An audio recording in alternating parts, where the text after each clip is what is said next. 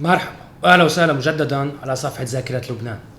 بالفيديو الماضي حكينا عن نص اتفاق الطائف، بس كيف وصلوا عليه بتشرين 89؟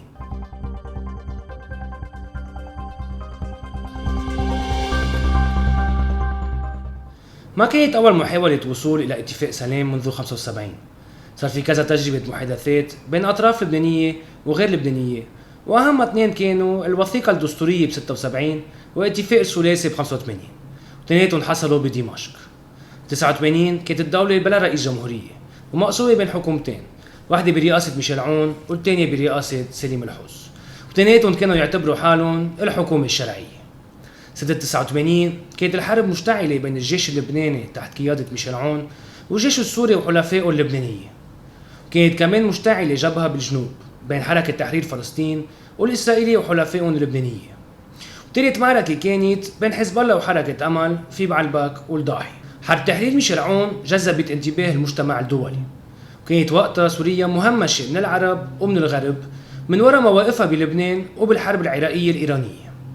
الجيش السوري كان موجود على الأراضي اللبنانية مثل ما فينا نشوف على الخريطة وراي. دخلت الجامعة العربية عبر لجنة ثلاثية تضم السعودية والمغرب والجزائر، وهاللجنة كانت مهمتها وحدة: الوساطة بين الأطراف اللبنانية والأجنبية والدول اللي بتأثر على لبنان ليوصلوا إلى تفاهم لينهوا الحروب في لبنان. كان الأخضر الإبراهيمي هو يتواصل مع الكل من قبل هاللجنة. في 23 أيلول توقف الجبهة بين الجيش السوري والجيش اللبناني، و73 نايب من أصل 99 المنتخبين ب 72 واللي بعدهم عايشين بيندعوا على مدينة الطائف بالسعودية لنقاش مشروع التفاهم يلي حضرته هاللجنة بالأشهر السابقة واللي اعتمدت على المحادثات والاتفاقات السابقة. بيروح منهم 62 نايب، وعلى 3 جماع بيتناقشوا النواب من بعد.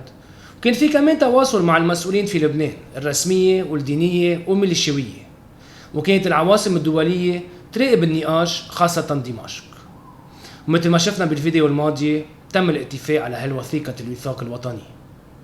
في 4 أشخاص حسب كريم بكرادوني كان عندهم دور مهم للوصول إلى الاتفاق.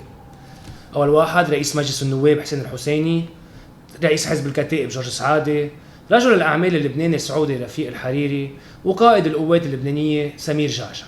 الصبور حسين الحسيني كان دايما على تواصل مع النواب والبطركسفير وحافظ الأسد والإبراهيمي وقتها كانت عم تتحضر ورقة التفاهم، وبالطائف ترأس النقاشات للوصول إلى أرضية مشتركة بين الكل، وناضل بعدين لتطبيق الاتفاق. جورج سعادة قدر يمثل كل الأطراف المسيحية إلا ميشيل عون، وضحى من شخصيته لتوحيد الموقف اللبناني المسيحي. حريري استثمر وقته وتعبه وطاقته ومصرياته للوصول إلى الاتفاق.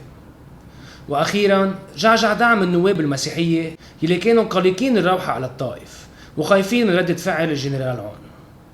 بس التطورات بتشرين الثاني وما بعد غيرت مسار اتفاق الطائف.